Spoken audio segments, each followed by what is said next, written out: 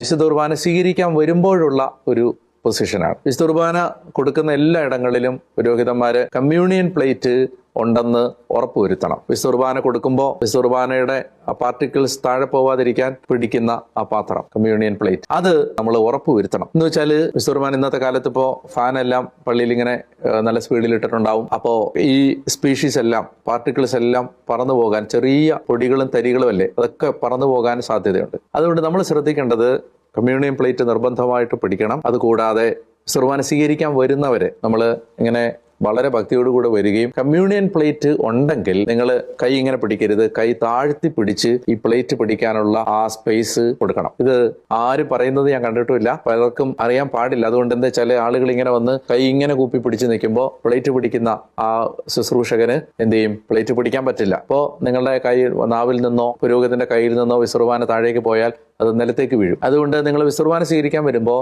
Communion plate പിടിക്കുന്ന ഒരു ശുശ്രൂഷകൻ അവിടെ ഉണ്ടെന്ന് നിങ്ങൾ കണ്ടാൽ നിങ്ങൾ കരങ്ങൾ ഇങ്ങനെ താഴ്ത്തി പിടിക്കണം. അതുപോലെ തന്നെ കുർബാന സ്വീകരിച്ചിട്ട് തിരിച്ചു പോകുമ്പോഴും നമ്മൾ കൈവീശി നടന്നു പോകരുത്. കരങ്ങൾ ഹൃദയത്തോട് ചേർത്ത് വെച്ച് പ്രാർത്ഥനാപൂർവ്വം നടന്നു പോകാം, കരങ്ങൾ കൂപ്പി നടന്നു പോകാം.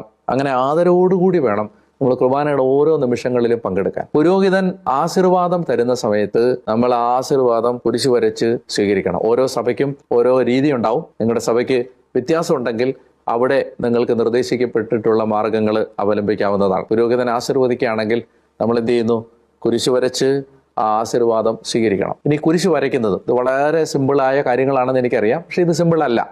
ഇതൊക്കെ നമ്മൾ അവഗണിച്ചാൽ നാളെ ഒരു കാലത്ത് നമ്മുടെ ആരാധനകൾ തന്നെ ഇല്ലാതാവും. ചെറിയ കാര്യങ്ങൾ അവഗണിക്കുമ്പോഴാണ് വലിയ തകർച്ചകൾ നമുക്ക് നാളെ വരാൻ പോകുന്നത്. അതുകൊണ്ട് ഇത് ചെറിയ കാര്യങ്ങളല്ല.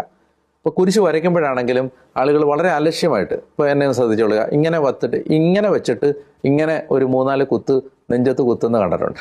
കുരിശ് വരയ്ക്കുന്നതാണെന്നാണ് വിചാരിക്കുന്നത്. അത് കുരിശ് വരയല്ല. അപ്പോൾ എന്ത് ചെയ്യണം, അത് കുരിശ് നന്നായിട്ട് വരയ്ക്കണം. അപ്പോൾ അതെങ്ങനെയാണോ, അതിപ്പോൾ ഇങ്ങനെ മേളിൽ താഴേക്ക് വരച്ചിട്ട് ഇനി വലത്തുനിന്ന് ഇടത്തേക്ക് വരയ്ക്കുന്നവരുണ്ട്, ഇടത്തുനിന്ന് വലത്തേക്ക് വരയ്ക്കുന്നവരുണ്ട്. എങ്ങനെയാണോ നിങ്ങളുടെ സഭയുടെ രീതി അനുസരിച്ച് അത് ചെയ്യുക. അപ്പോൾ ബോധപൂർവം ചെയ്യണം. കുരിശുവരയുമായിട്ട് ബന്ധപ്പെട്ട് എനിക്ക് പറയാനുള്ളത്, ഏറ്റവും ശക്തമായ ഒരു ആരാധന ഒറ്റ സെക്കൻഡ് കൊണ്ട് നിങ്ങൾക്ക് നടത്തണമെങ്കിൽ അതാണ് പിതാവിനും പുത്രനും പരിശുദ്ധാത്മാവിനും സ്തുതി.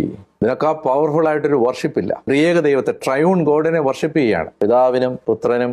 വിശുദ്ധ ക്രിസോസ്റ്റം ഒക്കെ പറഞ്ഞിട്ടുണ്ട്, കുരിശ് വരയ്ക്കാതെ വീട്ടിൽ നിന്ന് വെളിയിറങ്ങരുത്. ഇത് നിസാരമല്ല. ഇത് കുരിശ് വരയ്ക്കുമ്പോൾ കർത്താവായ യേശുക്രിസ്തുവിന്റെ കുരിശിലെ ബലിയുടെ മുഴുവൻ യോഗ്യതയും ഒറ്റ സെക്കൻഡ് കൊണ്ട് ആമേൻ പറഞ്ഞ് സ്വീകരിക്കുന്നതാണ് കുരിശ്.